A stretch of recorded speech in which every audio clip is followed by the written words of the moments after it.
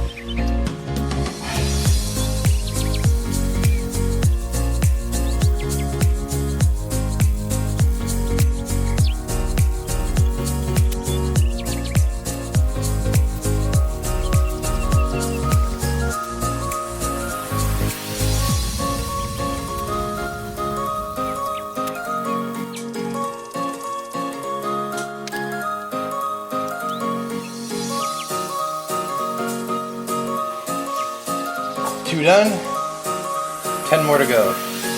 Let's do those now.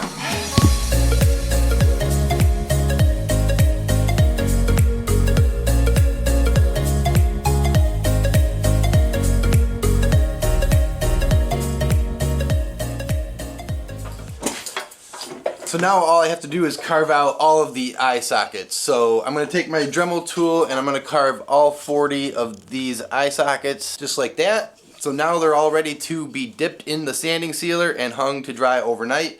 and then we'll start working on lips. And what I like to do to hang these up while they're being sealed is I take these little screw hooks and I just basically insert it into the lip slot and just kind of twist it in until it grabs. And it's ready to go.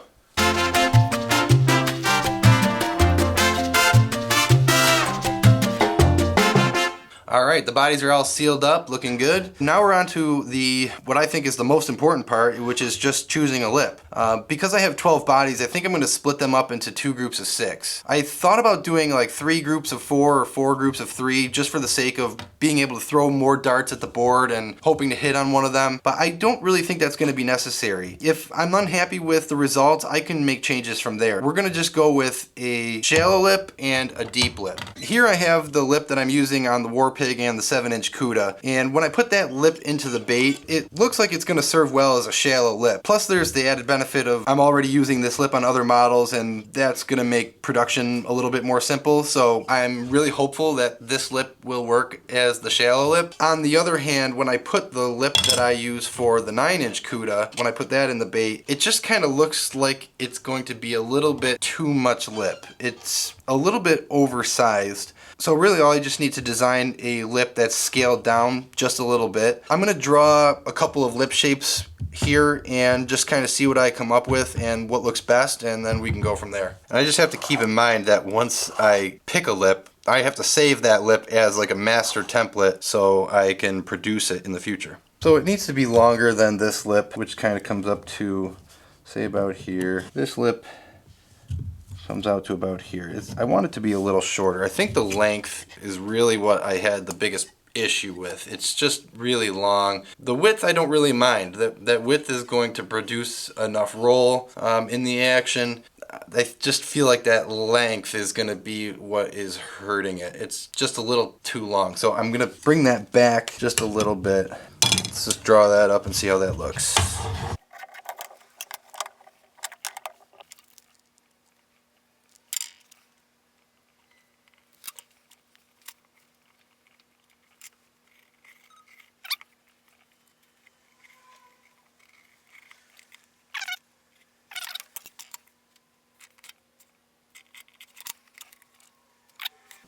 I don't want to downsize it too much because this is the deep lip. Erring on the side of large is going to be good. I feel like this was just a little bit too big. I'm taking off maybe about 1/4 of an inch here. The width actually looks like it's about the same, which might not be bad. That toe point location is critical. When you're designing a new lip, that toe point, it really is everything. Because the angle of the lip slot is already determined, that kind of boxes you in just a little bit in terms of what kind of lip you can use. But that toe point really needs to be in the perfect spot. A little margin of error will put you outside of the stability range. I'm gonna cut this one out and then put it in the bait and then determine where that toe point is going to be. So that one looks really good. I think I'm just going to draw one more and we'll choose between the two.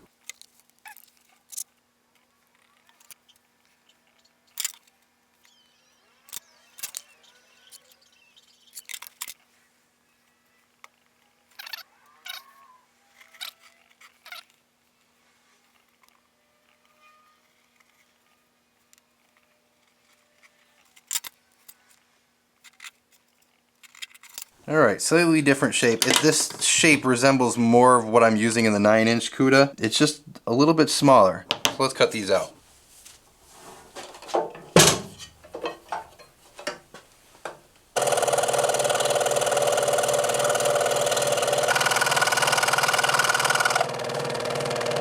Alright, so here they are all cut out. Both of them look pretty good, and I could probably go with either one. Kind of like this one from the beginning, so I'm going to fit this into the bait and let's see how that looks. Here's the more squared of the two. The length looks good. I'm happy with the length. That looks like a nice deep diving lip. I like that wide front. I'm not going to lie. The other one looks really nice too, honestly. This is actually going to be a really difficult decision. That one looks really nice. The round lip looks cool. Action-wise, I do feel like this one is the better choice. So we're going to go with this lip here. I just think that it's going to give me the action that I'm looking for. And it's literally just a downsized version of the lip that I'm using in the 9-inch Cuda. Action should be very similar. Dive curve should be pretty similar. I think this is the one we're going to go with. So Let's make a whole bunch of them. Alright, I got my lips all cut out, polished up. I got my hook hangers twisted up and installed, so now I'm just epoxying these lips into the bodies. And then hopefully by tonight I'll be able to pour some lead, backfill all the channels with epoxy, pin the lips, and tomorrow I'll probably start thinking about putting a top coat layer on top and getting ready to paint. So far they're looking pretty good.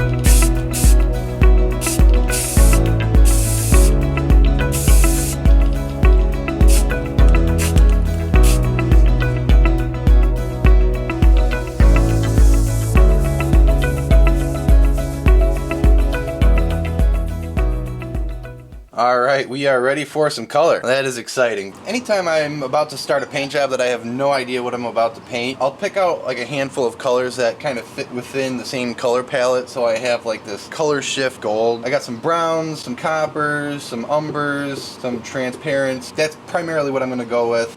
Actually, I'm going to start with this transparent brown iron oxide.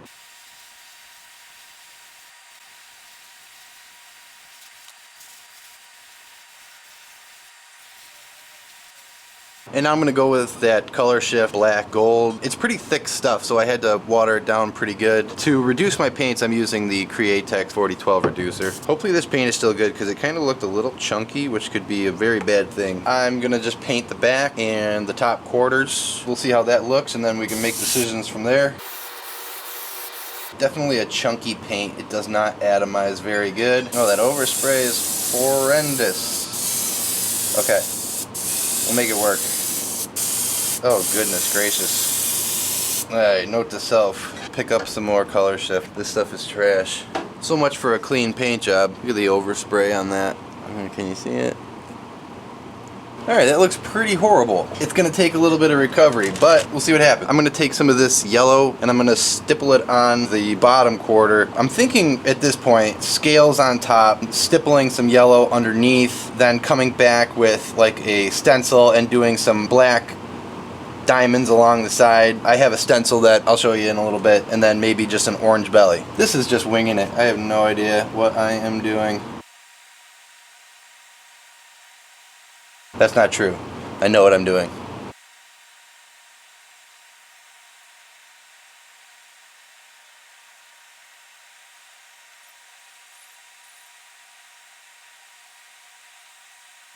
That's what we got so far. I'm going to take some of this darker acrylic and do a little more stippling. Then I think we'll just move right on to scales. But I think this will make it look a little nicer. Let's try this out.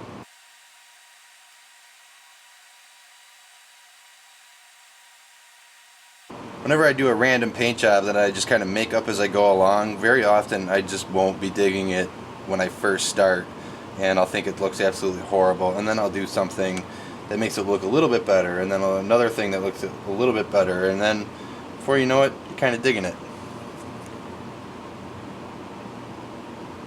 and it's getting there. A little fresh mesh. Let's go with some copper scales. Copper sounds like it's fun.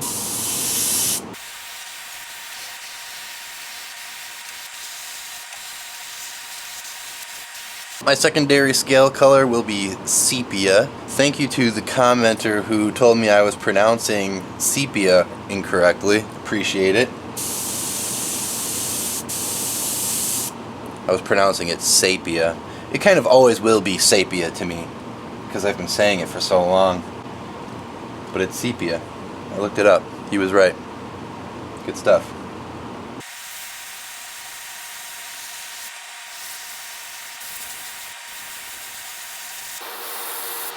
I think that'll look good.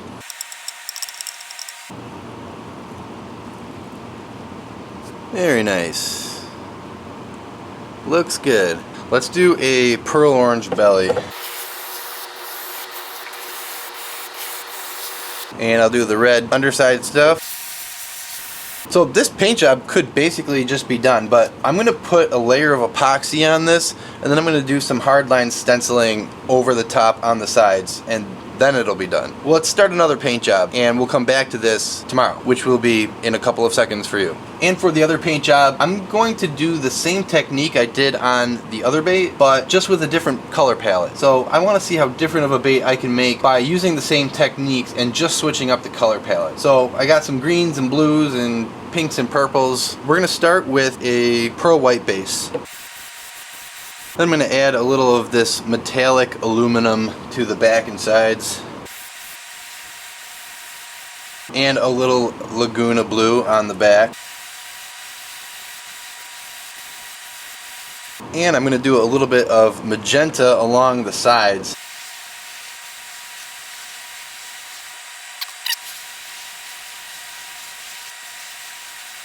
Now I'm just going to do a little titanium white on the belly and just kind of bring the white back up onto the side of the bait.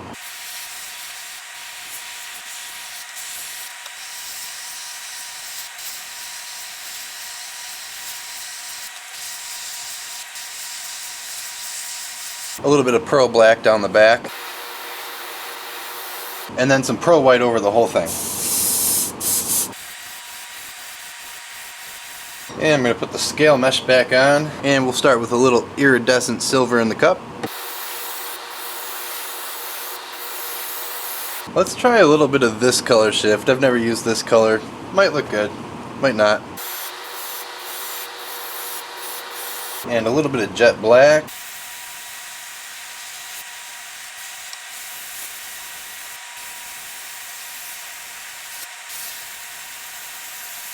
I'm going to try out a little bit of this interference violet. And a little silver. And then one more layer of the color shift.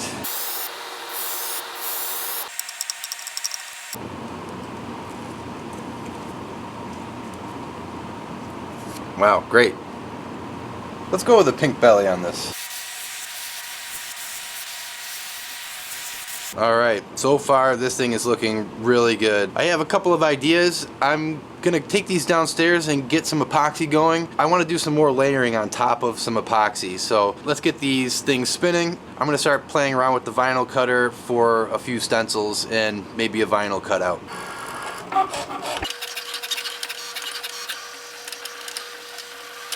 Alright, I got a vinyl sticker all cut out, ready to go, and we're just gonna go for it.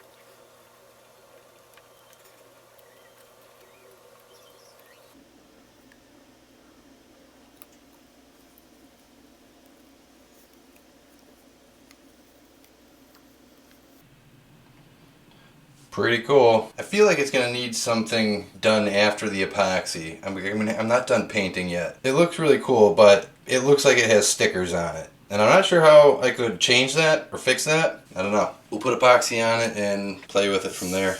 Instead of cutting a stencil, I just ended up cutting more vinyl to put on this color. I was going to just cut a stencil in this shape and paint all of these little areas like a two-tone copper and brown, but I think that the bait is already so busy that I think just some flat black vinyl is more appropriate. So we're going for it.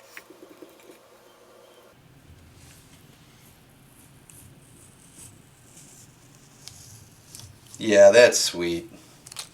That was a good decision. That's awesome.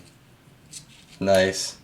Alright, epoxy. Alright, they look pretty great, and they basically could be done just like this, but I'm going to sand these down, clean these eye sockets out, and black the eyes, and then maybe just a little bit of transparent black on the back, probably for both of them. We'll call it a day on these ones.